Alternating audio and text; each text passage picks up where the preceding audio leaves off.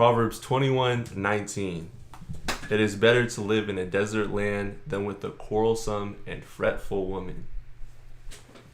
So what are your thoughts on that? I mean, yeah. I mean, I guess there wouldn't be anything that I would disagree on that point of, is like, I think a lot of what you preach and what you talk about on this channel is focusing on yourself and being okay without a woman. I don't necessarily think all the time you're talking about, oh, women are this, women are that, and that you don't need them.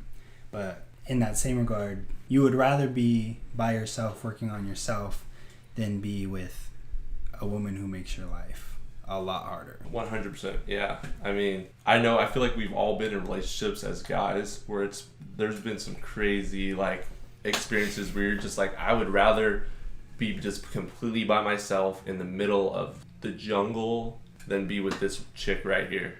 Yeah, no, 100%. And I'm sure a lot of you watching kind of understand that, is you've been in a place to where it'd be a lot more productive to be alone than to be with, I don't know, somebody who just makes it a lot difficult, or a lot more difficult. And that's not to say that you don't need women, because I 100% truly believe that there are good women out there. But the point is to say that it is better not to be in a bad relationship and work on yourself than it is to stay miserable in a bad relationship and not be productive at all. It's definitely especially difficult to find a good woman in today's generation. So it's almost like I feel like we've wandered so far off from just having that type of high quality woman. Yeah. And a lot of guys, I just tell them, like, you spending all that time and energy on trying to find the right woman out there, it's just going to lead you to, more than likely, if you do find her, she will end up taking advantage of you too, because she has the courts on her side. So what do you think, what role do you think social media plays in making relationships in today's time like 10 times more difficult? Well, they can get validation and more attention than one man can ever bring to that woman. It's like she can get like 400 likes on a picture. Your one like, you complimenting her, is not ever gonna live up to her getting all of that attention from all these different guys. And she might not ever have any intention of meeting them. Most likely they're just they're her fans, but she's still getting that hit of oxytocin in her head. And it's just like, man, like her head starts to get bigger. She starts to think that she's the stuff.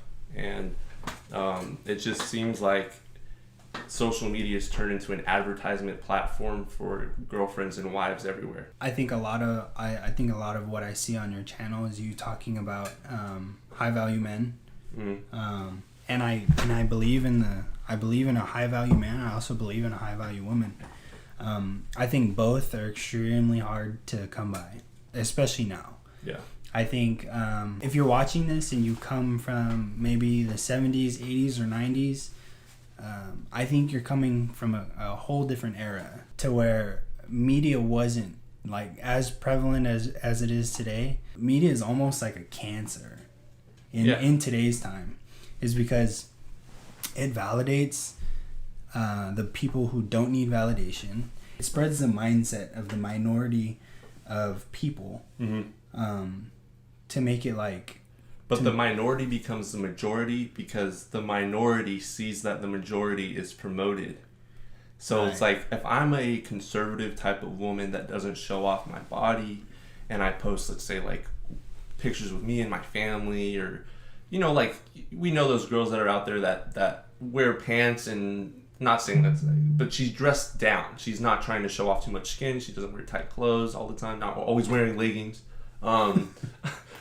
So there's those types of women out there. They're not getting the attention that these Instagram models are, that fake titties and a big booty that they're always showing off, like posing in the mirror, leg over the counter.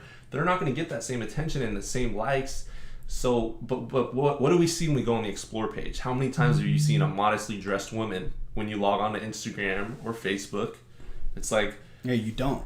You don't. You 100% you don't. I've never seen it. Yeah. I've been on Instagram since it came out. It's like we see what is promoted out there, and we're seeing it from a guy's perspective. So I can only imagine being a young woman in today's generation. You see what's popular. You see OnlyFans. You see like, hey, I can get paid if I just show a little bit of skin. I don't have to do anything too crazy. Maybe just sort of expose and exploit myself just a little bit. Yeah. And then, hey, I get attention for free. And it's like, attention to women, what I talk about on the channel, attention for women is like oxygen.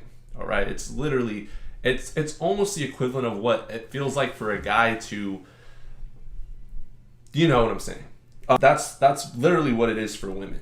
That's their oxygen. That's their hit. That's what gets them off.